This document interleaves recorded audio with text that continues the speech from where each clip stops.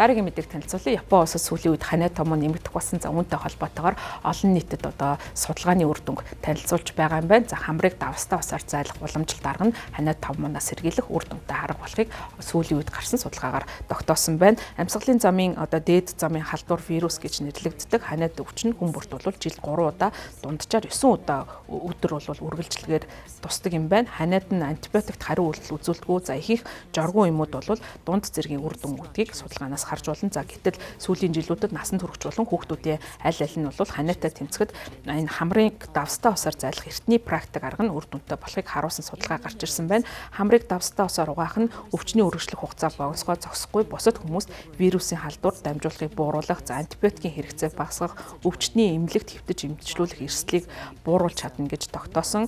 За үүнээс илүү сайн арга нь бол энэ арга нь маш хямд төсөр бөгөөд жороор им олгох юм шаардлагагүй арга гэдгээрээ онцлогтой юм байна. Хамрыг давсны уусамлаар одоо зайлах энэ нь бол хамрын хүндийг давсны уусмалд угаах үйл явц юм байна.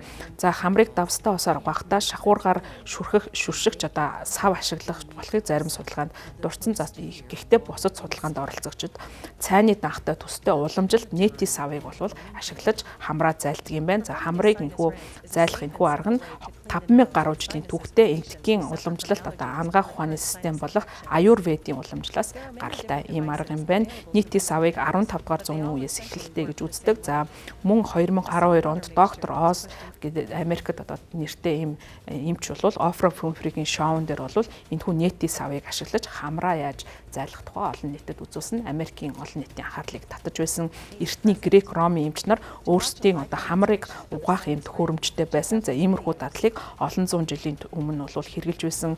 1902 онд бол Lancet нэртэй анагаах ухааны сэтгүүлд бол энэ талаар бас хэлэлцсэн өгүүлэл нийтлүүд гарч байсан юм байна. За хамрыг давсны уусамлаар угаах нь хэд хэдэн гол давуу талтай юм байна. За нэгдүгээр энэ аргаар хамрын хүндэд хуримтлагдсан бохирдуулагчийг механик аргаар гадагшлуулах боломжтой. Үүнд бол зөвхөн салас, царцдас төдийгүй вирус өөрөө харшил үүсгэгч болон бусад одоо орчны бохирдуулагчдыг гадагшуулах боломжтой байдаг. Хоёрдугаар давстаа ус нь цэвэр устай харьцуулахад pH-ийн түвшин арай бага байдаг. Давстаа усны хүчлэлэг чанар нь вирусын амьдрахад тохиромжгүй орчинд бүрдүүлж үржих нөхцөлийг нь хязгаарладаг. Гуравдугаарт хамрыг давсны усамлаар угаах нь хамрын хүндийн бүрхсэн бичил үстлэг одоо цухуусан хэсгүүдээс бүрддэг байгалийн хамгаалтын одоо системийг ажилуулах үйл ажиллагааг нь сэргээж өгдөгөөрөө онцлогтой.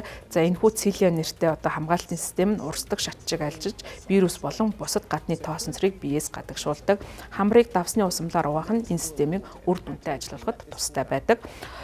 2024 онд Lancet сэтгүүлд нийтлүүлсэн 1100 гаруй хүний хамрыг авч судалсан судалгаанаас үзэхэд хамрыг давсны усамлаар угаах нь шин тэмдгийн анхны одоо илрэл гарснаас эхэлж өдөрт 6 удаа хийгддэг шинж тэмдгийн өвчний үргэлжлэх хугацааг ойролцоогоор 2 хоногоор бууруулдаг болохыг судалгаагаар тогтоосон. Үүний зэрэгцээ бас нэг өөр жижиг судалгаагаар өвчний үргэлжлэх хугацааг багасгах нь 4 өдөр хүртэл багасгах боломжтой болдог.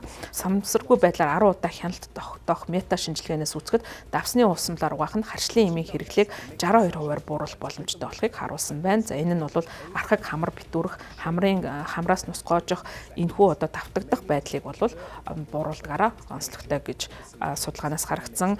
Амьсгалын дээд замын вирусын халдвартай өвчнүүд антибиотикоор анхандаа илүү сайн одоо мэдэрдэг шалтгаан нь тэдгээрийн зорилтод бус өрөвслийн эсрэг үйлчлэгээтэй холбоотой гэсэн хэдий ч энэ ашиг тус нь хамрыг одоо давсны усамлтай хамт хэрглэж болох ибупропен болон напроросген зэрэг одоо өрөвслийн эсрэг эмүүдээр илүү сайн тухайн одоо өвчнийг намдаах боломжтой тогтоогдсон байна. За ерөнхийдөө хамрыг давсны усамлаар одоо угааж цэвэрлэх нь өвчний үргэлжлэх хугацаа богиносгоо зогсохгүй, тархалтыг зогсоох, шаардлагагүй антибиотикийн хэрэглээ багасгах, за хүмүүсийг бол эмнэлэгт хэвтүүлэхгүй байх хямд төсөр бөгөөд үр дүнтэй арга болох нь судалгаагаар нотлогдоод байна.